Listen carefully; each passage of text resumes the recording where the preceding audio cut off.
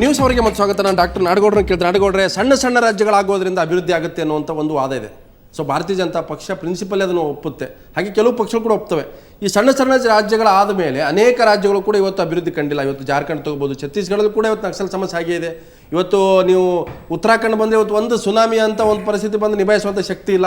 So ಕರ್ನಾಟಕದಲ್ಲೂ ಕೂಡ ಕೊಡಗು ರಾಜ್ಯ ಪ್ರತ್ಯೇಕ ಆಗಬೇಕು ಅನ್ನೋಂಥದ್ದು ವೈಜನಾಥ್ ಪಾಟೀಲ್ ಕೂಡ ಹೋರಾಟ ಮಾಡಿದಾಗ ಒಂದು ಸಪ್ರೇಟ್ ಫ್ಲಾಗೇ ಮಾಡಿದ್ರು, ಕಲ್ಯಾಣ ಕರ್ನಾಟಕ ಆಗಬೇಕು ಅಂತ ಹೇಳ್ಬಿಟ್ಟು ಒಂದು ನಕಾಶೆನೂ ಕೂಡ ಹೊರಗಡೆ ತಂದರು.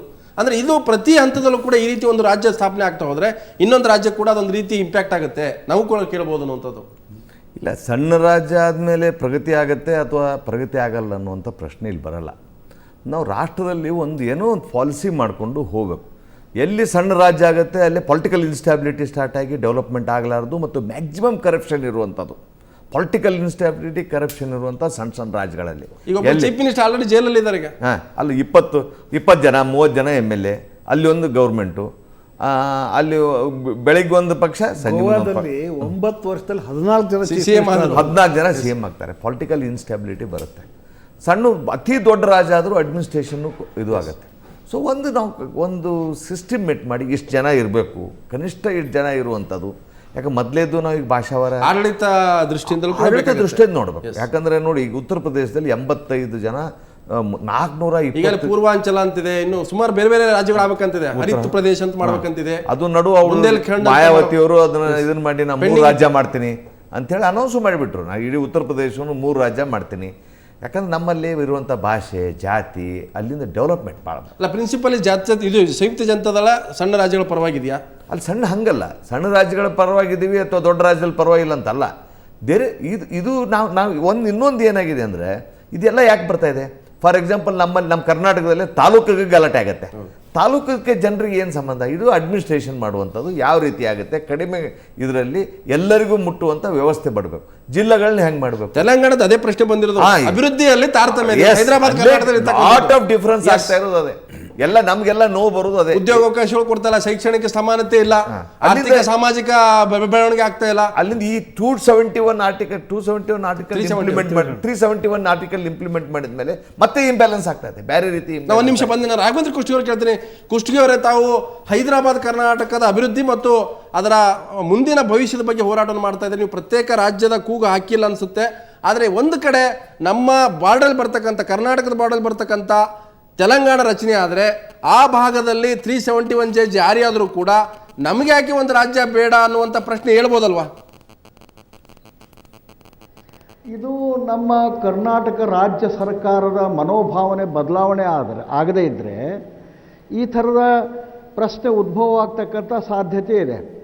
ಉದಾಹರಣೆಗೆ, ನಾನು ಪ್ರತ್ಯೇಕ ರಾಜ್ಯದ ಪರವಾಗಿದ್ದಿಲ್ಲ. ವೈಜನಾಥ್ ಪಾಟೀಲ್ರನ್ನ ನಾನು ಆವಾಗ ವಿರೋಧ ಮಾಡಿದೆ. ನಾವು 371 ಕೇಳೋಣ, ಪ್ರತ್ಯೇಕ ರಾಜ್ಯ ಬೇಡ ಅಂಥೇಳಿ. ಇವತ್ತು ಸುದೈವವಶಾತ್ 371 ಆರ್ಟಿಕಲ್ J ಅನುಷ್ಠಾನಕ್ಕೆ ಬರ್ತಕ್ಕಂಥ ಹಂತದಲ್ಲಿದ್ದೇವೆ. ಆದರೆ ಇವತ್ತು ಸರ್ಕಾರ ಮಣ್ಣಿನ ಬಜೆಟ್ನೊಳಗೆ ನೋಡಿದರೆ ನಂಜುಂಡಪ್ಪ ವರದಿ ಆಧಾರದಲ್ಲಿ 16,000 ಕೋಟಿ ಕೊಡಬೇಕು ಅಂತಿದ್ರೆ 40-50 ಕೋಟಿ ಕೊಟ್ಟಿದ್ದಾರೆ.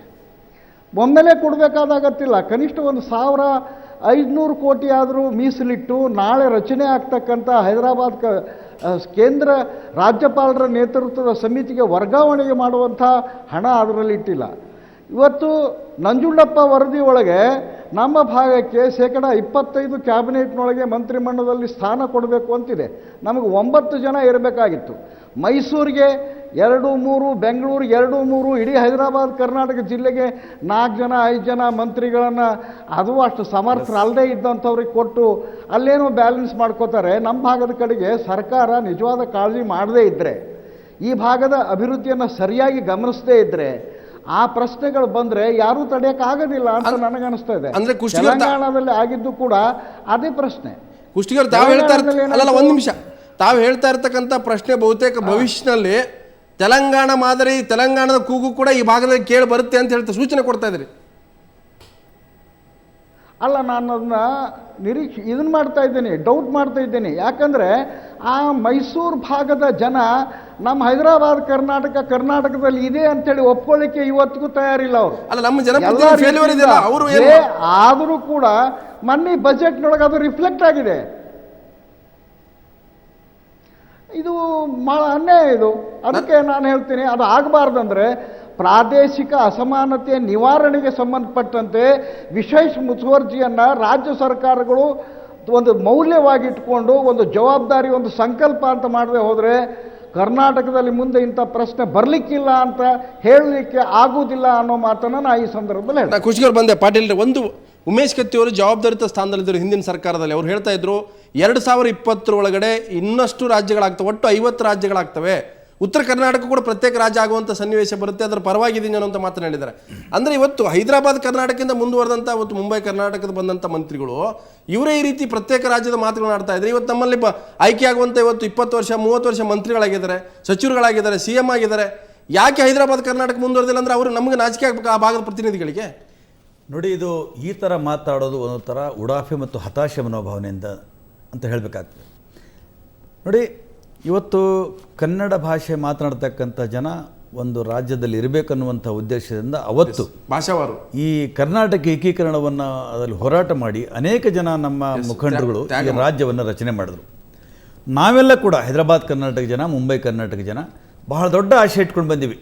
ಏನು ಅಂತಂದರೆ, ನಾವು ಕನ್ನಡಿಗರು ಒಂದಾಗ್ತೀವಿ, ಒಂದು ನಾಡು ಕಟ್ತೀವಿ, ನಮಗೆಲ್ಲರಿಗೂ ಕೂಡ ಸಮಾನವಾದ ಅವಕಾಶಗಳು ಸಿಗ್ತವೆ, ಸಮಾನವಾದ ಸವಲತ್ತುಗಳು ಸಿಗ್ತವೆ ಅನ್ನುವಂಥ ಬಹುದೊಡ್ಡ ಆಶೆ ಇಟ್ಕೊಂಡು ನಾವು ಕರ್ನಾಟಕದಲ್ಲಿ ಬಂದು ಸೇರಿದೆವು.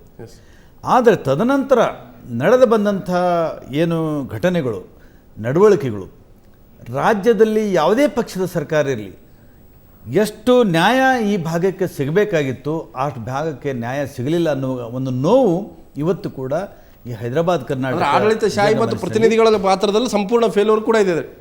ಹೌದು, ಇಚ್ಛಾಶಕ್ತಿ, ಒಂದು ನೀತಿ ಮತ್ತು ನಿಯತ್ತು, ಏನು ನಾವು ಇವರು ಕನ್ನಡಿಗರು, ನಮ್ಮ ಜೊತೆಗೆ ಬಂದಿದ್ದಾರೆ, ಈ ಕರ್ನಾಟಕದ ಒಂದು ಭಾಗ, ಇದ್ರೂ ಕೂಡ ಸಮಾನವಾಗಿ ಇದನ್ನು ಅಭಿವೃದ್ಧಿಪಡಿಸಬೇಕು ಅನ್ನುವಂಥ ಒಂದು ನೀತಿ ನಿಯತ್ತು ಆಳುವವರಿಗೆ ಇದ್ದಿದ್ದರೆ ಈ ಪರಿಸ್ಥಿತಿ ಇವತ್ತು ನಿರ್ಮಾಣ ಆಗ್ತಿರಲಿಲ್ಲ.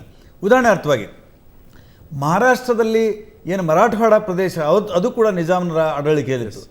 ಇವತ್ತು ಮರಾಠವಾಡ ಇವತ್ತು ಮಹಾರಾಷ್ಟ್ರದ ರಾಜ್ಯಕ್ಕೆ ಒಂದುಗೂಡ ಮೇಲೆ ಇವತ್ತು ಅದ್ಭುತವಾದಂಥ ಅಭಿವೃದ್ಧಿಯನ್ನು ಅಲ್ಲಿ ಮಾಡಿದ್ದಾರೆ.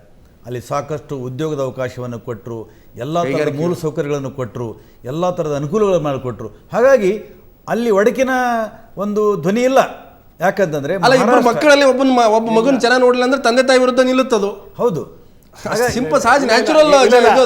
ಏನು ಹೇಳ್ತೀನಿ ಕೇಳಿ, ನಾನು ಮಿತ್ರರಾದ BR ಪಾಟೀಲ್ರ ಅಭಿಪ್ರಾಯನ ಒಪ್ಪೋದಿಲ್ಲ. ಈ ಅಭಿವೃದ್ಧಿ ಎಂಬುದು ಇದೆಯಲ್ಲ, ಇದು ಮೊದಲು ಜನರ ಮಾನಸಿಕ ಸ್ಥಿತಿ ಮತ್ತು ಅವರ ಇನ್ವಾಲ್ವ್ಮೆಂಟ್. ಇವತ್ತು ಕರ್ನಾಟಕ ರಾಜ್ಯದಲ್ಲಿ ಎಲ್ಲಾ ಜಿಲ್ಲೆಗಳು ಪ್ಲೀಸ್ ನಾನು ಹೇಳೋದೇನೆಂದರೆ, ಇವತ್ತು ಕರ್ನಾಟಕ ರಾಜ್ಯದಲ್ಲಿ ಒಂದು ಇಚ್ಛಾಶಕ್ತಿಯ ಹೆಚ್ಚು ಕಾಣೋದಿಲ್ಲಿ ದಕ್ಷಿಣ ಕನ್ನಡ ಮತ್ತು ಉಡುಪಿ ಜಿಲ್ಲೆಯವರು. ಭಾರತದ ಯಾವುದೇ ಭಾಗಕ್ಕೆ ಹೋಗ್ತಾರೆ, ಕೆಲಸ ಮಾಡ್ತಾರೆ. ಅದೇ ರೀತಿ ಅದು ನಮ್ಮ ಶಿವಮೊಗ್ಗ ಜಿಲ್ಲೆಯಲ್ಲಿ ಅವ್ನು ಸಾಗರದಿಂದ ಸ್ವರ್ಗಕ್ಕೆ ಟ್ರಾನ್ಸ್ಫರ್ ಮಾಡಿದರೆ ಅವನು 15 ದಿವಸ ಅಲ್ಲಿ ರಜಾ ಹಾಕೊಂಡಿದ್ದು ಕಾಗೋಡು ತಿಮ್ಮಪ್ಪನವ್ರ ಆಫೀಸ್ ಮುಂದೆ ಬಂದು ನಾನು ರಜಾ ಕ್ಯಾನ್ಸಲ್ ಮಾಡಿ ಅಂತಾನೆ. ಈ ನಮ್ಮ ಮಾನಸಿಕ ಸ್ಥಿತಿ ಇದೆಯಲ್ಲ, ಈ ಮೊಬಿಲಿಟಿ, ಅದ್ರ ಬಗ್ಗೆ ನಾವು ಮುಂಚೆ ಚರ್ಚೆ ಮಾಡ್ತೀವಿ. ಇದು ಕೂಡ ಕಷ್ಟ. ಅದಕ್ಕೆ ಇವತ್ತು ಗುಲ್ಬರ್ಗಾದಲ್ಲಿ ಇನ್ನೊಂದು ದುರಂತ ಏನು ಅಂದರೆ, ಅದರ ಕಾರಣವನ್ನು ಅಲ್ಲಿಯ ಮುಖಂಡರು ಹೇಳಬೇಕು. ಅಷ್ಟೆಲ್ಲ ದೊಡ್ಡ ದೊಡ್ಡ ಇರಿಗೇಷನ್ ಪ್ರಾಜೆಕ್ಟ್ಗಳು ಬಂದಿದ್ದರೂ ಕೂಡ ಜನ ಅಲ್ಲಿ ಜಮೀನು ಮಾರಿ ಇವತ್ತು ಬೆಂಗಳೂರಿನಲ್ಲಿ ಲೇಬರ್ ಆಗ್ತಾ ಇದ್ದಾರಲ್ಲ.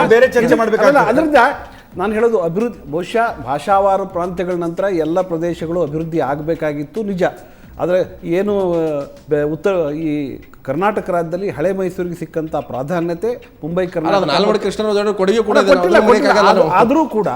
ಆದರೂ ಕೂಡ ಕೇವಲ ರಾಜ್ಯಗಳ ಬದಲಾವಣೆ ಮಾಡೋದ್ರಿಂದ ಅಥವಾ ಹೊಸ ರಾಜ್ಯದ ಮಾಡೋದ್ರಿಂದ ಇವತ್ತು ಬಿಹಾರ ಅಷ್ಟು ದೊಡ್ಡ ರಾಜ್ಯ ಆಗಿತ್ತು.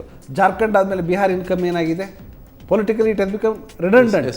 ಆದ್ದರಿಂದ ಈ ರಾಜ್ಯಗಳ ರಚನೆ ಆಗೋದ್ರ ಮೂಲಕ ದೇಶದ ಅಭಿವೃದ್ಧಿ ಆಗ್ತದೆ. ಭ್ರಮಾತ್ಮಕ ಭ್ರಮೆ. ಖಂಡಿತ ಚರ್ಚೆ ಮಾಡ್ತೀನಿ, ನಾನು ಮತ್ತಷ್ಟು ಚರ್ಚೆ ಮಾಡ್ತೀನಿ. ಅದಕ್ಕಿಂತ ಮೊದಲು ಇನ್ನೊಂದು